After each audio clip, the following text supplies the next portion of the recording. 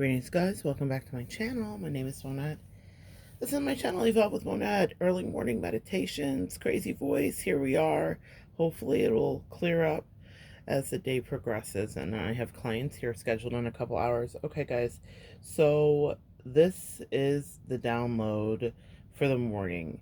You cannot both not give to a relationship and then test it and then think that it's going to stand. And I spent a lot of time yesterday helping people who were very distraught because they felt like they had poured all this energy into something. And can't we all relate? Every single one of us have had this experience, maybe really trying to make a situation work, even if it's a relationship, if it's a job, if it's anything, okay? Any kind of interpersonal dynamic with parents, children. If the other person that is supposed to be a partner, a helper, a helpmeet, doesn't meet you halfway, if they're supposed to be contributing in any capacity and they don't do it, and then they're also being a jerk, they're purposely testing it to see how intense you feel, or if you're going to chase, or if you're going to put in all of the work. There's a couple of things going on you need to understand. One, they don't respect you, okay? They don't respect you and they don't value what you're doing. And the quickest way to get your value back is to da da da da da da. What am I going to say, guys? It's to walk away. Now, this is not just in narcissistic dynamics. In any relationship where someone may be taking for granted an offer you're giving, or someone may be taking for granted help you're offering, or the fact that you're willing to kind of work through a relationship, you have to just walk away. No, it's not a tactic to get them back. This is about kind of pulling up all of your guff from your toes all the way up to your neck and saying, I can't do that. It's a lesson that I learned from a practitioner, a child care practitioner. She was the director of a daycare. And it's so funny the things you think will not be useful to you. Some of the most important lessons I learned in my life were from this woman regarding behaviors, toddlers, adults, and how there's a lot of similarities. If there was a timeout that needed to be given, because at the time we did timeouts, I don't know what the political correct thing is here, so don't come for me, but this was years ago. So if there was a timeout that needed to be given, the advice she gave was so brilliant. Don't negotiate. It reminds me of Bush saying we don't negotiate with terrorists, right? Don't negotiate with the person that you're going to put in timeout. You can give warnings and you can say, hey, I need more help in the household, or hey, this relationship feels one sided, or hey, fill in the blank, right? Usually there was a couple of warnings before a timeout.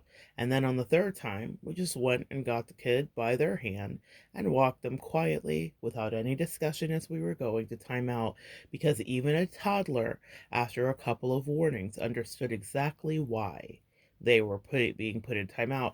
Now, the beautiful thing about this is with toddlers, timeout was timed. It was only a minute. There were like rules about it. It had to be very sanctioned because we were, of course, in a business setting and we could not be abusive whatsoever with the children. Timeout is not there to be abusive. Timeout is there to teach lessons, because sometimes kids get so overwhelmed that they just really need a timeout. Well, the same is true for any relationship. If someone is behaving like a toddler in a relationship with you, they will need a timeout. If you're dealing with a narcissist, a timeout's called gray rock. The timeout's called move away. But this is what I will say to you regarding the timeout and the person you might be in relationship with. It will be imperative for you to do that. Now, after that timeout was given, you 100% said to the kid, now, do you understand what happened before they were allowed to rejoin? If there was a specific or special activity, they didn't get to partake in that. And I used to struggle with that because I was such a people pleaser and I love kids and I love crafts and I loved activities. So I always wanted all my kids to take part in all the fun stuff that I had worked on in the lesson plan. But this woman taught me. She said, no, they lose their privilege for the rest of that day. I thought, God, that's so harsh. But she wasn't wrong, because that left the imprint that it needed to. Some people need to lose their privileges in your life for as long as possible, forever, for a moment in time until you rebalance or until they rebalance or until never. There are some people that you can only give so many warnings because you know how toddlers will test you. They'll test your energy. Well, adults do the same thing too. And if you are not contributing as an adult to the relationship and you're testing it and you want another person to bear the weight of it, that simply isn't fair. So timeouts must be handed out and you must have the fortitude to stick to that. It isn't easy when you love someone. It isn't easy when you look down at that toddler's adorable face and they're negotiating with you. I will never forget, and I've talked about him before because he was so pivotal. I would be not surprised at all if he was a lawyer today. I had a 4-year old many, many years ago, and his parents were very intelligent. I think his mother's father was like head of like retired CIA or something like that, and or was still actively working at Langley, I do believe at the time. And they were great parents, right? This kid listened to Simon and Garfunkel. We'd be singing the same songs. I love this kid. But he was like a lawyer and he would negotiate with me on the way to timeout because he was often getting there because he was mischievous. And I found myself one day having a whole conversation, and my director happened to be around the corner and she listened. And she said, "While that was hilarious, I want to point out to you a couple of the things that you did wrong. And I'm going to do the same for you guys here too. The first thing that I did wrong was that I engaged a terrorist in a conversation. The most adorable, smart terrorist I've ever met. This little 4-year-old kid who was brilliant. I engaged him in a conversation." She said, "That's where you went wrong. You were having a conversation with him, and he was talking you out of your position." And he was. The second thing you did wrong is you like him, she said to me. "We can all tell, and so can he, that you favor him," which I did. I absolutely did because he was brilliant, and I'm a person who enjoys these intellectual folks in any little size they come in. I just adored him, and he made me laugh every day. And he'd come up, and we'd have like little funny moments, and he just got things differently. And she said, "So he used that against you. He manipulates you with that. Do you understand that? Do you guys understand how someone in a relationship who understands that you favor them, or you might see them as the apple of your eye, will use that against you in a manipulation tactic, use it to get you to not see or believe your eyes, use it to get you to be gaslit." Yeah. So these are some of the things that she noticed. And she said, and thirdly, excuse me, you didn't hold to the timeout aftermath, right? He wasn't held to the same consequences that another child would be held to. So the next time I had to put little Hayden in timeout, I had to white knuckle it. And she said, "You will have to white knuckle it." This is something she described when someone comes into a classroom in the first 2 weeks where they're used to the rules of their home. They have to get used to the classroom, and both of you guys are uncomfortable. She said the teacher usually goes home and cries, the kid usually cries, but after 2 weeks, they fall into line. You are better off, and the class runs smoother. You cannot let someone shift your agenda. So that's just a little side note for some of you guys that may need to understand some changing dynamics. But regarding the last time that I had to, or the next time I had to deal with this kid, I had to not talk on the way there because I had already warned, and he was so brilliant. He knew and whatnot. And then afterwards, I had to follow up with the removal of the thing he wanted. And then the next day when he came and he hugged my leg. I worried about it all night because I'm compassionate and an empath. And I love that kid. And he came and he hugged my leg. And he said, "Hey, Miss Monat, we're going to have a good day today." Yeah, and we never had another bad day again.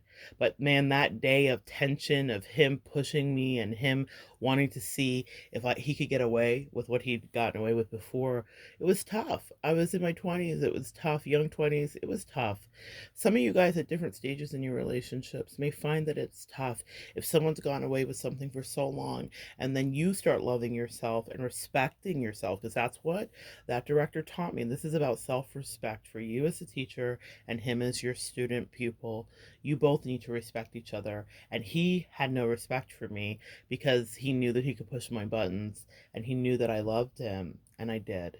But that didn't change. My love didn't dissipate when I disciplined him. In fact, it made our relationship better, right? We had a better working teacher-student relationship, and that hug, that was such a powerful lesson because I spent 24 hours in absolute internal turmoil, worried that I had hurt his feelings or anything of that nature. Sometimes when you're dealing with these adults, you will have to feel or worry about the same thing. You did not hurt anybody's feelings. The people just don't like to be told no, and that's what you need to understand. So put them on timeout and then tell them no, and then walk away from that situation so that you're not in this place thinking that you owe somebody, that they aren't going to do the work in the relationship and then they also are going to test it. That's an absolute no. That's not someone who wants a relationship. That's someone who wants to sabotage it. That may be someone who wants you to break up with them. There could be many reasons that we could investigate in a reading if you needed to know the depth of what was going on. That's one of my favorite things, is to kind of get to the bottom of this stuff. When you've dealt with that kind of pain in your own life, you do become just vigilant for other people, and I am. I'm a vigilante for justice, not in a violent way, but in a metaphysical, psychic way. If you've got a situation that you can't figure out in a relationship, it's my jam. It's my absolute jam. I'm a PI for love, ladies, okay? Sade's a soldier for love. I'm a PI for love, okay?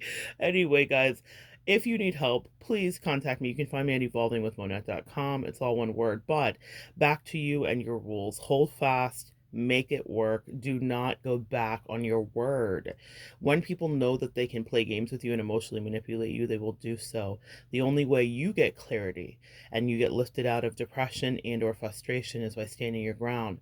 And I know you may think, well, if I do that, they won't like me, or this, that, and the other. And if you're on this channel, you may be predisposed to feeling that way. I probably will not be the right person here because I've never felt more respected than backing away. It doesn't mean that I had conversations. It doesn't mean that I did anything of that nature. What it means is that I, I, um, I mean, I did have the conversations, but what I want to say is that just because I may not be in relationships with some of the people that I set boundaries with, didn't change my life dynamic. Okay. So here's what I want you to get with that: leaving those things made me happier. If they couldn't adjust, if they wanted to test a relationship but also not work on it, it just made me happier to leave. I've lost nothing. What do you lose if someone's not cooperating with you? Now, it's different with toddlers. Okay, our job is to teach them and help them evolve. And maybe in some of our relationships, we are teachers and students, and we flip-flop those roles. But the thing that's really important to know is that you can't stay there and be miserable. And I know that I have had situations where I have just been miserable in a relationship where someone was both testing me and then not wanting to work with me and not being responsive to fair warnings, healthy warnings of this hurts my feelings, when I was very careful with that person. Maybe you have someone in your life like that. It is important to understand that even if they can't make the adjustments, walking away is your win. It's your vindication, especially if they won't make the adjustments. You're not going to stay there and ask someone infinitesimally to be a better person.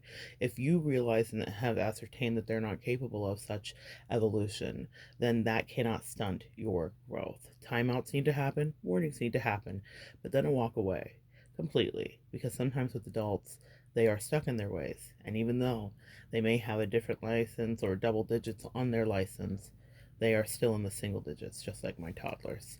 All right, guys, so good sharing energy with you today. Come back and join me next time, and we will continue to evolve together.